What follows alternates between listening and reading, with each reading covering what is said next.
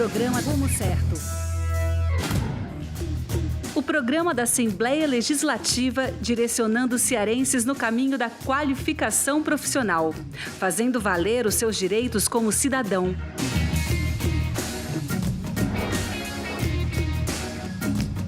No programa Rumo Certo de hoje, nós vamos conhecer, no quadro Ciência e Tecnologia, a história dos instrumentos musicais. No quadro Trabalho e Capacitação, vamos conhecer o Curso Superior de Música, que vem formando novos profissionais. E mais, quais são as principais dúvidas em relação às normas de segurança de alguns empregos? Para se ter uma ideia, esse segmento é um dos que causam o maior número de mortes. E no bloco Cidadania, falamos sobre direitos e deveres do consumidor. Aí sim pode fundamentar um caso de alegação de abusividade, uma prática abusiva da empresa. Tudo isso nós vamos conhecer agora, no programa Rumo Certo.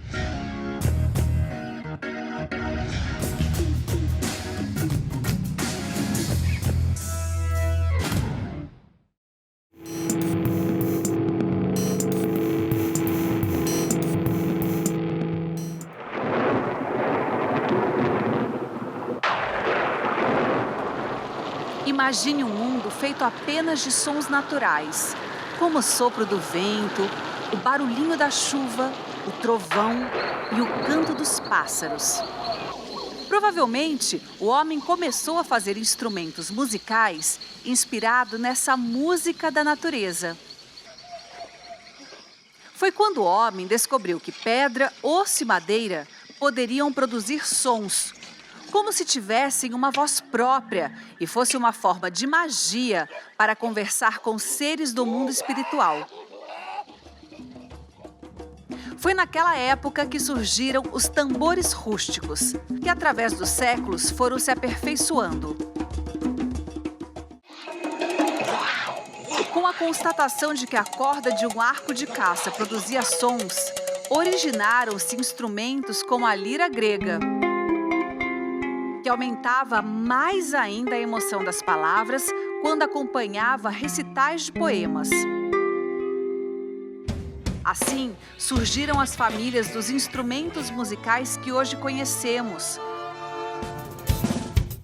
A família dos instrumentos musicais de percussão sempre esteve presente na música popular de todos os povos. No século XVII, passou a integrar as orquestras de música erudita. Já no século XIX e até os dias de hoje, tambores e pratos são partes importantes das bandas de música que tanto alegraram e continuam a enternecer os corações.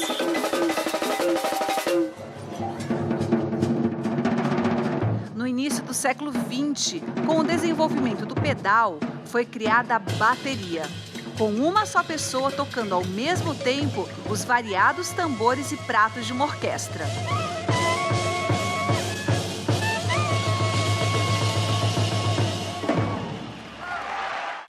Outra família musical é a dos instrumentos de sopro, que inclui variadas formas de se obter o som. Um desses instrumentos de sopro, o órgão, produz sons através da passagem de ar comprimido por tubos de madeira e metal.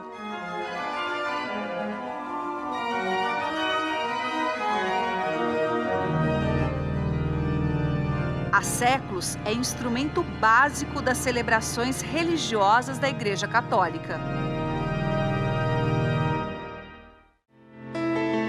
Na década de 1970, com a evolução dos sintetizadores, surgiu o órgão eletrônico.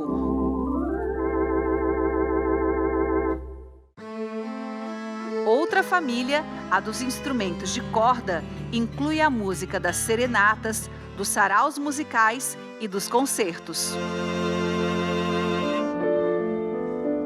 Destaque para o piano, de som acionado por martelos de madeira que percutem em cordas no seu interior.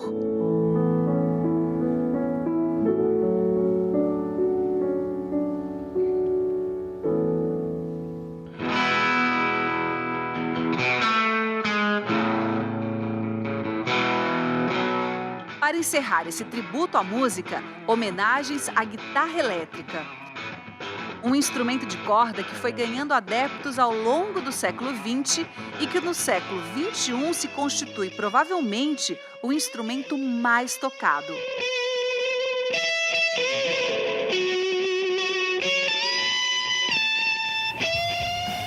Estima-se que atualmente no mundo inteiro exista cerca de 50 milhões de guitarristas.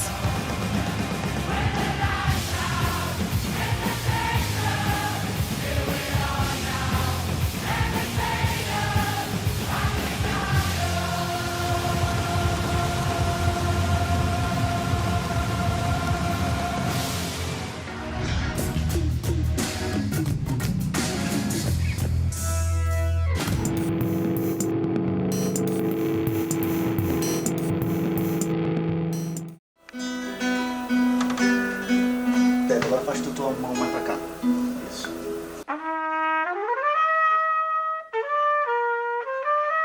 Eu já me interessava por música, né, antes de entrar na faculdade, e já tocava violão. Já tinha feito alguns cursos, né, de violão, tinha feito aulas particulares e também tinha alguma experiência em canto coral. E na escola eu descobri que eu adorava cantar, então eu comecei a cantar e de um modo totalmente sem estudar a voz, porque eu não tinha condição de pagar conservatório, eu também não conhecia outras escolas.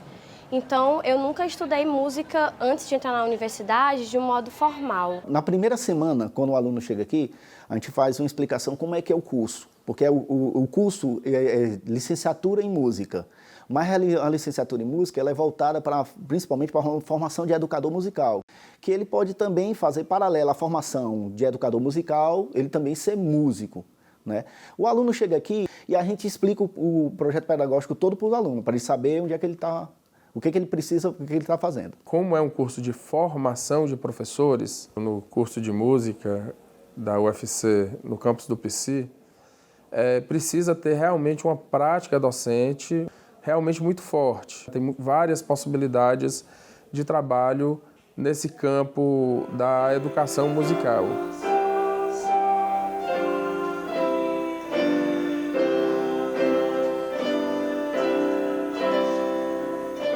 O curso é totalmente voltado para a educação musical. Então, nós temos cadeiras de instrumento, nós temos disciplinas da educação, disciplinas de metodologia, de psicologia da aprendizagem, né? Tudo voltado para o ensino de música. A gente não faz um teste de habilitação ou de capacidade musical. A gente parte do princípio que todos têm uma capacidade musical e que se pode se desenvolver isso. A parte central do curso é voltada para a voz humana, né? Ele é centrado nisso. Nós temos as disciplinas variadas. O curso hoje ele tem 38,4% de optativas, né? E tem as disciplinas que a gente chama de obrigatória, que é centralizada na formação vocal, e tem os instrumentos como apoio. Hoje nós temos uma variedade de instrumentos, né, que o aluno pode optar, no caso do violão, ou do violino, ou do violoncelo, né? E ele faz esse instrumento como apoio para as suas aulas como professor de música. A ideia é que o aluno monte a sua formação. Por exemplo, a gente tem uma cadeira optativa de trilha sonora, que eu acho bastante interessante, que o aluno pode optar e ele mesmo pode fazer o seu conteúdo de acordo com a necessidade que ele vai ter quando se tornar profissional. E quando eu conheci o curso nos primeiros meses e tal, eu me apaixonei pela proposta, que é uma proposta de ensino inclusiva de música. Não é uma coisa que é um conhecimento formal prévio para poder entrar no curso. Então, ele desenvolve a nossa musicalidade, introduzindo dentro disso conceitos de leitura musical, né, de partitura, de harmonia, de voz, de técnica vocal e os instrumentos que a gente pode escolher. A gente prima muito pela formação de um professor reflexivo. A formação do professor reflexivo garante que a gente não reproduza o que nós aprendemos com os nossos pais ou os nossos professores. A realidade muda, as tecnologias mudam, as necessidades sociais mudam, a política muda, né? Então toda a configuração muda. Então como é que esse professor ele pode atuar em um mundo que está em constante mudança, né? E aí só tem um jeito, é manter a reflexão.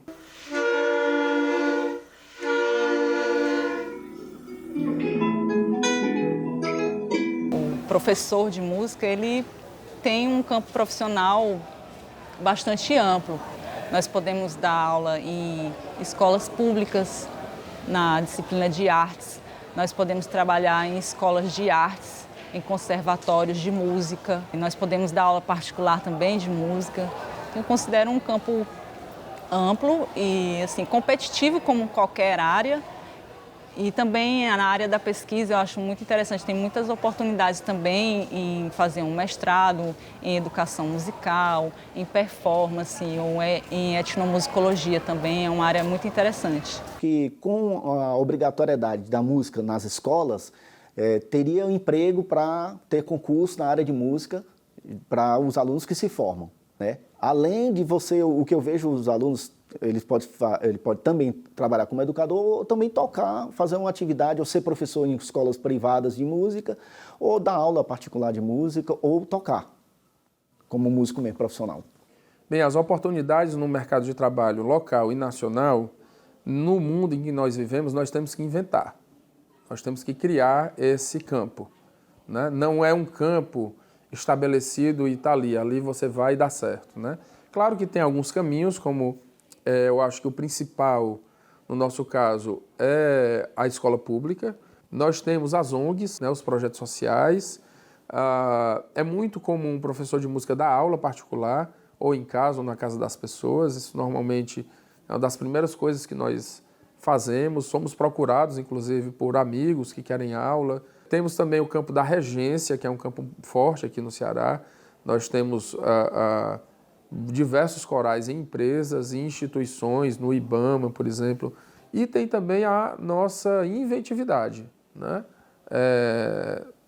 De pensar e criar novos espaços para a educação musical. Isso eu estou falando para a educação musical. Vou te contar, os olhos já não podem ver coisas que só o coração pode entender. Fundamental é mesmo o amor, é impossível ser feliz sozinha.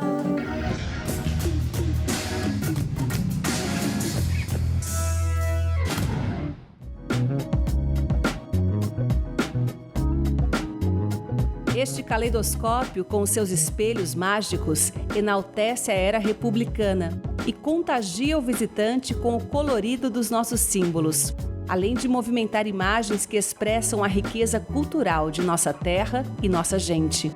O caleidoscópio é uma das atrações do Memorial Deputado Pontes Neto, da Assembleia Legislativa do Ceará.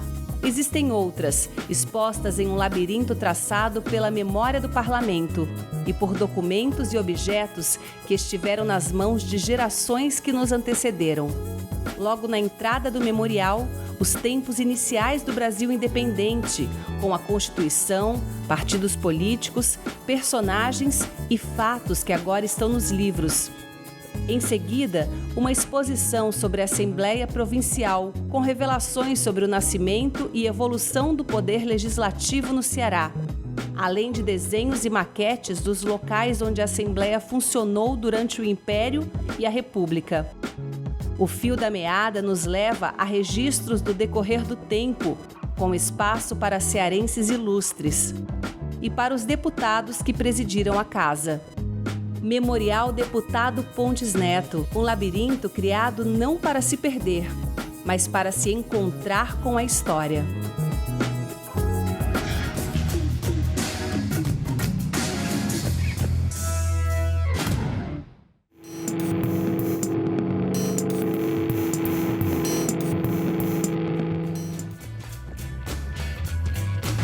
Quais os riscos de se trabalhar na área elétrica? As atividades que envolvem eletricidade, elas devem ser realizadas por pessoal qualificado, pessoal capacitado e habilitado para essa função.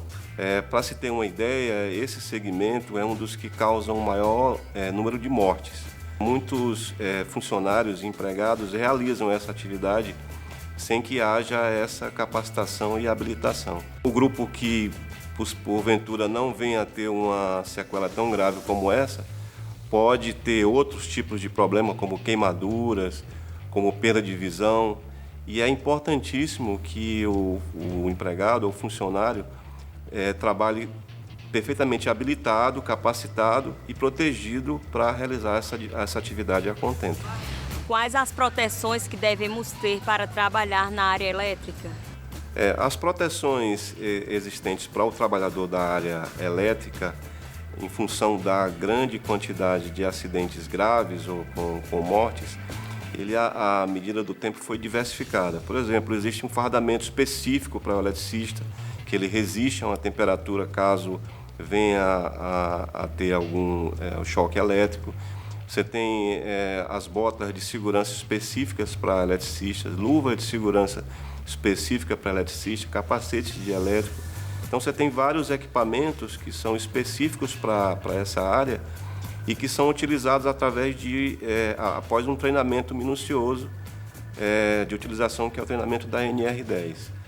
Essas proteções é que vão dar ao eletricista a proteção devida nas atividades programadas pelas empresas. O que as empresas devem fazer para dar segurança aos trabalhadores da área elétrica? As empresas que utilizam trabalhadores para o setor elétrico precisam inicialmente estar com todo o seu parque industrial devidamente adequado à NR10, ou seja, é necessário que os diagramas unifilares, os projetos elétricos, os aterramentos elétricos devem atender diretamente essa norma e devem ser aprovados por um engenheiro eletricista. A atividade com relação aos trabalhadores, além dos itens que envolvem as proteções individuais de cada um dos eletricistas, também existem as proteções coletivas que fazem com que haja uma garantia de que aquela atividade vai ser realizada com devida segurança. Um ponto importante na ação da empresa é sempre procurar fazer a atividade com o sistema desenergizado.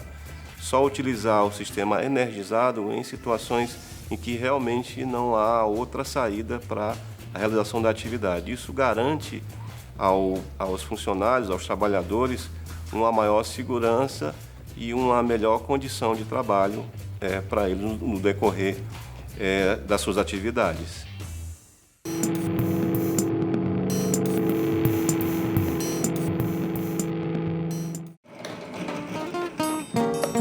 Veja bem o que aconteceu com o Vicente, um amigo meu, conterrâneo lá de Limoeiro do Norte. Ele trabalha consertando geladeira e micro-ondas. Não ganha essas coisas todas não, mas dá para viver. Com muito sacrifício, ele comprou um carro. E com medo da insegurança, tratou logo de contratar um seguro total. Um certo dia, quando ele ia saindo da casa de um cliente, teve a infeliz surpresa. O carro dele tinha sido arrombado. O alarme nem tocou. Os meliantes desativaram por baixo do capô, que estava amassado igualzinho à porta. Vicente imediatamente ligou para o seguro para solicitar um carro reserva. Teve outra surpresa. O homem falou que ele tinha que dar um cheque calção de R$ 900 para poder ter acesso ao carro. Rapaz, Vicente ficou indignado. Começou a reclamar dizendo que aquilo não tinha no contrato, não. E o pior que tinha, com as letras bem miudinhas lá embaixo, daquelas assim boas de ler com microscópio. Tá certo um negócio desse, hein, rapaz? Bom, no caso de análise, se trata de um caso clássico de direito do consumidor, em que há o direito básico do consumidor de informação, que nesse caso me parece prejudicado em relação à disposição contratual de letras muito pequenas que dificulta a visualização pelo consumidor, ou seja, necessariamente o fato de haver necessidade de um cheque calção para que seja concedido um carro reserva não pode ser considerado abusivo por si só, né? Mas, no entanto, essa prática, no momento da contratação, em que o consumidor é colocado em desvantagem excessiva por ter uma letra muito pequena dificultando a visualização, aí sim pode fundamentar um caso de alegação de abusividade, uma prática abusiva da empresa. Quando isso acontecer, no caso, pode recorrer aos órgãos de defesa do consumidor, PROCON Assembleia, e, não havendo resolução, ao Poder Judiciário no âmbito dos juizados especiais cíveis, tanto por meio de um advogado constituído, ou defensoria pública, ou até no juizado, até 20 salários mínimos. O consumidor, no caso o autor dessa ação, pode ingressar sem a necessidade de um advogado. Rumo Certo.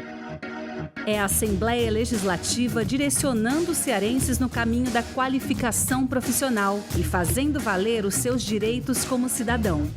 Até o próximo programa.